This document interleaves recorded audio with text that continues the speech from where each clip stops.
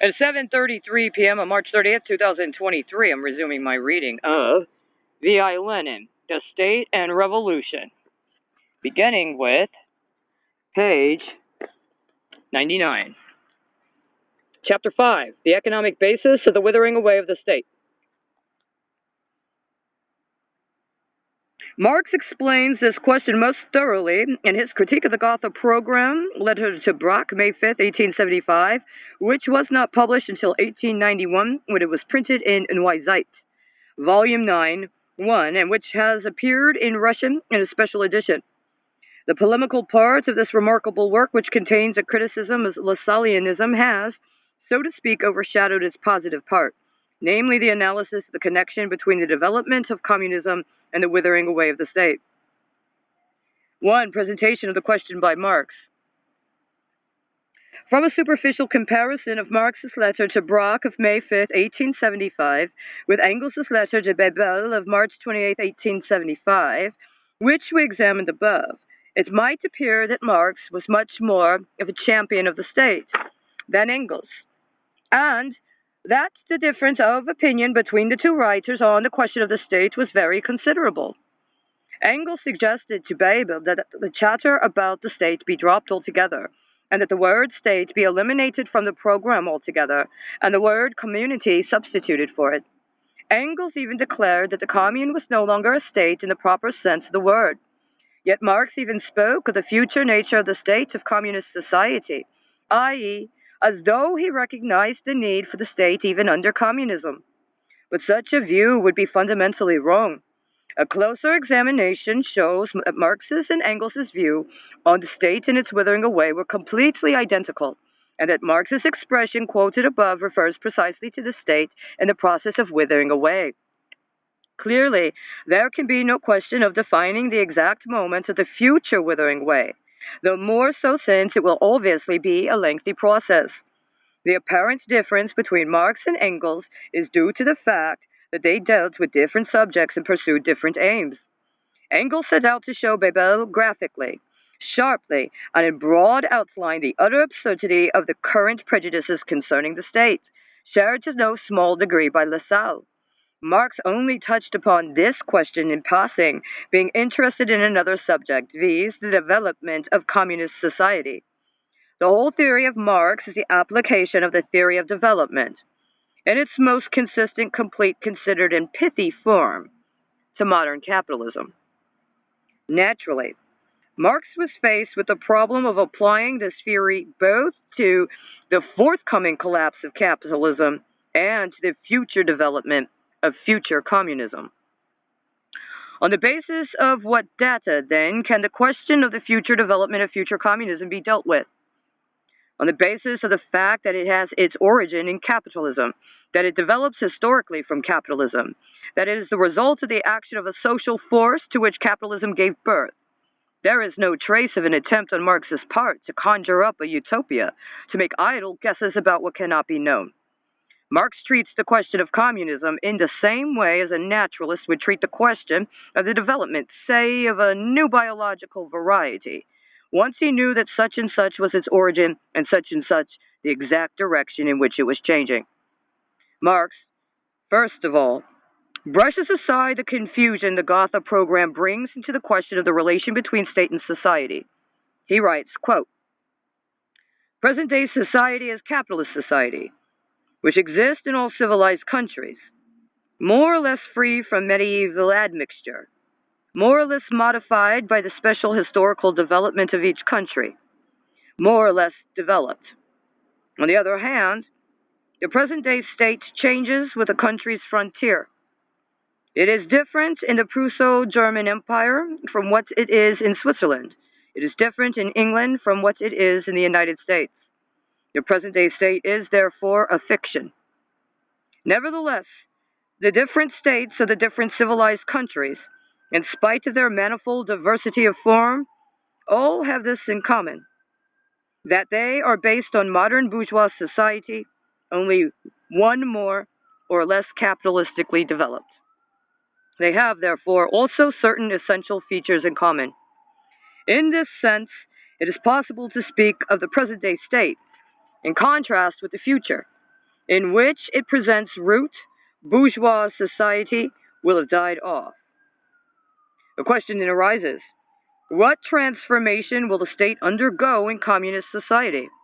In other words, what social functions will remain in existence that there are analogous to present functions of the state? This question can only be answered scientifically, and one does not get a flea hop nearer to the problem by a thousand-fold combination of the world people with the word state. End quote. Having thus ridiculed all talk about a people's state, Marx formulates the question and warns us, as it were, that a scientific answer to it can be secured only by firmly established scientific data. The first fact that has been established with complete exactitude by the whole theory of development, by science as a whole, a fact that was forgotten by the utopians and is forgotten by the present-day opportunists who are afraid of the socialist revolution, is that, historically, there must undoubtedly be a special stage or a special phase of transition from capitalism to communism. Section 2. A transition from capitalism to communism. Marx continues, quote, between capitalist and communist society lies the period of the revolutionary transformation of the one into the other. There corresponds to this also a political transition period in which the state can be nothing but the revolutionary dictatorship of the proletariat. End quote. Marx bases this conclusion on an analysis of the role played by the proletariat in modern capitalist society, on the data concerning the development of the society, and on the irreconcilability of the antagonistic interests of the proletariat and the bourgeoisie. Previously, the question was put in this way. In order to achieve its emancipation, the proletariat must overthrow the bourgeoisie, win political power, and establish its revolutionary dictatorship. Now the question is put somewhat differently. The transition from capitalist society, which is developing towards communism, to a communist society is impossible without a political transition period, and the state in this period can only be the revolutionary dictatorship of the proletariat. What then is the relation of this dictatorship to democracy? We have seen that the Communist Manifesto simply places side by side the two concepts, to raise the proletariat to the position of the ruling class and to win the battle of democracy. On the basis of all that has been said above, it is possible to determine more precisely how democracy changes in the transitions from capitalism to communism. In capitalist society, providing it develops under the most favorable conditions, we have a more or less complete democracy in the democratic republic.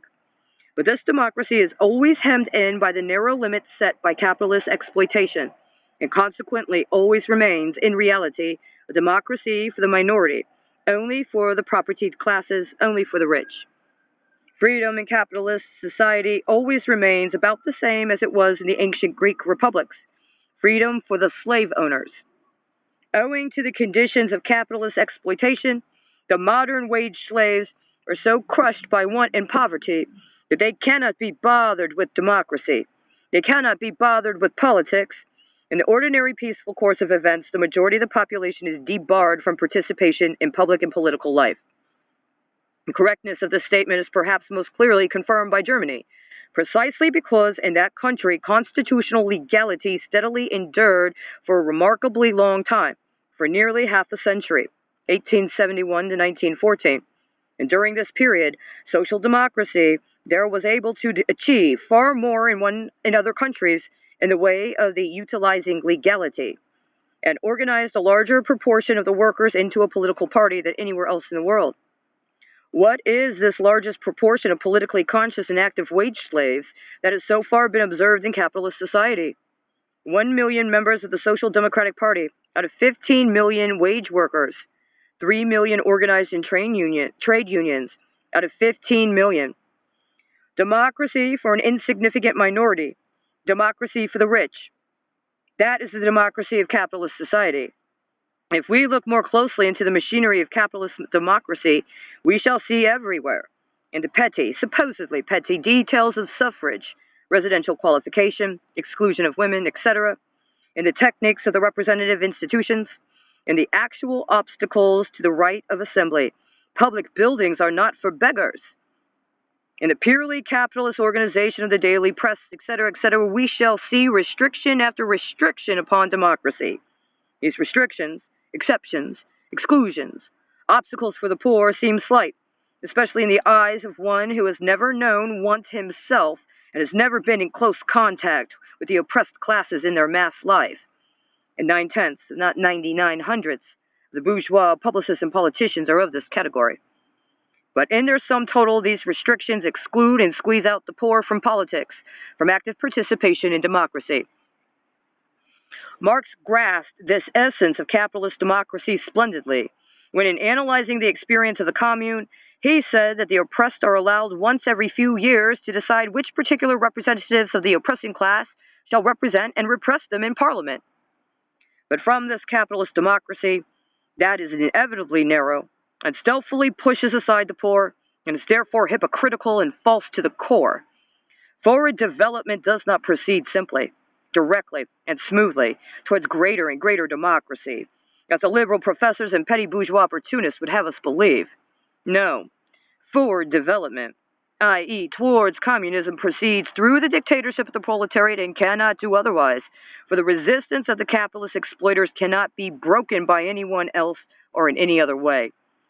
In the dictatorship of the proletariat, i.e., the organization, the vanguard of the oppressed as a ruling class for the purpose of suppressing the oppressors, cannot result merely in an expansion of democracy. Simultaneously with an immense expansion of democracy, which for the first time becomes democracy for the poor, democracy for the people, and not democracy for the money bags, the dictatorship of the proletariat imposes a series of restrictions on the freedom of the oppressors, the exploiters, the capitalists. We must suppress them in order to free humanity from wage slavery. Their resistance must be crushed by force.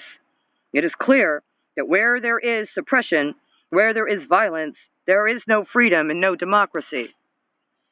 Engels expressed this splendidly in his letter to Bebel when he said, as the reader will remember, that the proletariat uses the state not in the interest of freedom, but in order to hold down its adversaries, and as soon as it becomes possible to speak of freedom, the state as such ceases to exist. Democracy for the mass majority of the people, and suppression by force, i.e., exclusion from democracy, of this exploiters and oppressors of the people. This is the change democracy undergoes during the transition from capitalism to communism.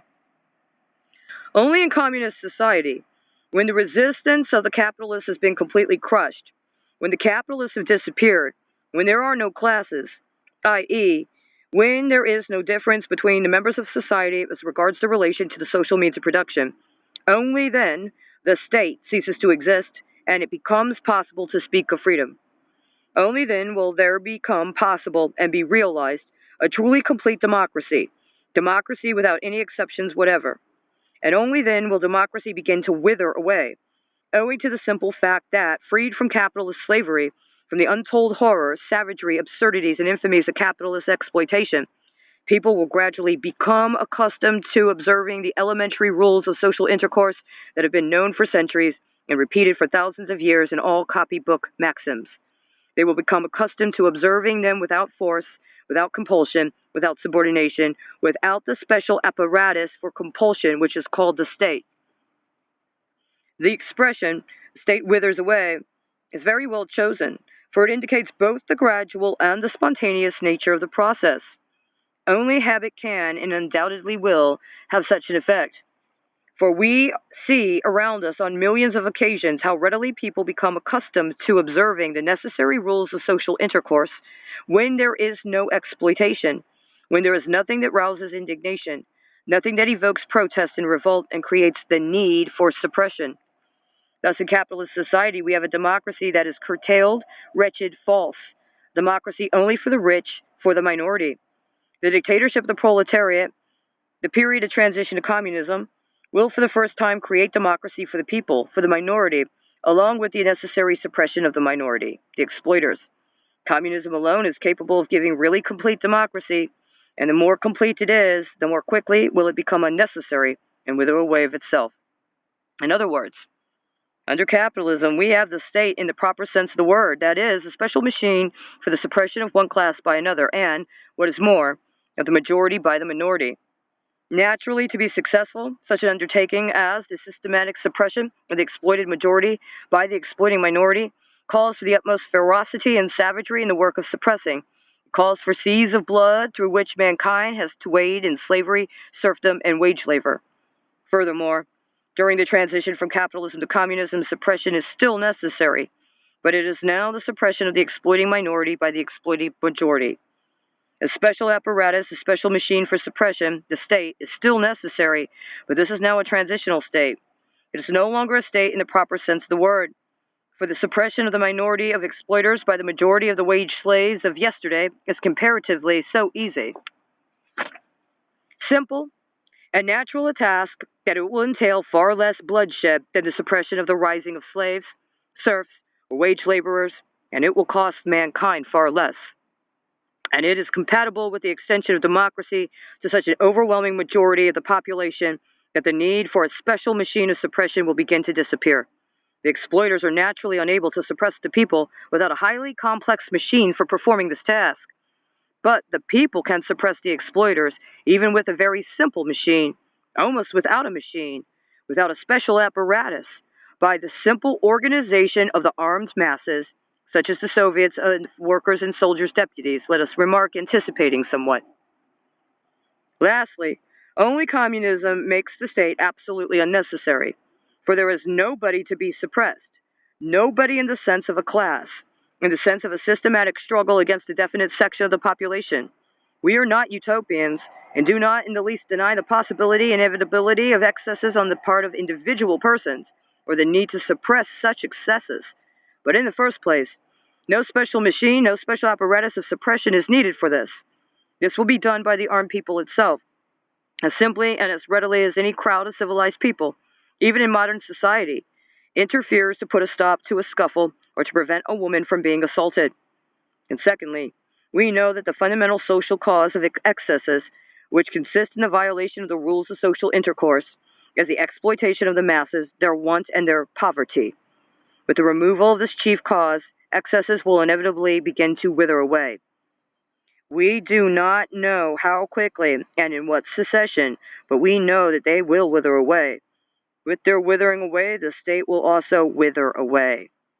Without indulging in utopias, Marx defined more fully what can be defined now regarding this future, namely, the difference between the lower and higher phases, levels, stages of communist society. And that's the end of section 2, top of page 109.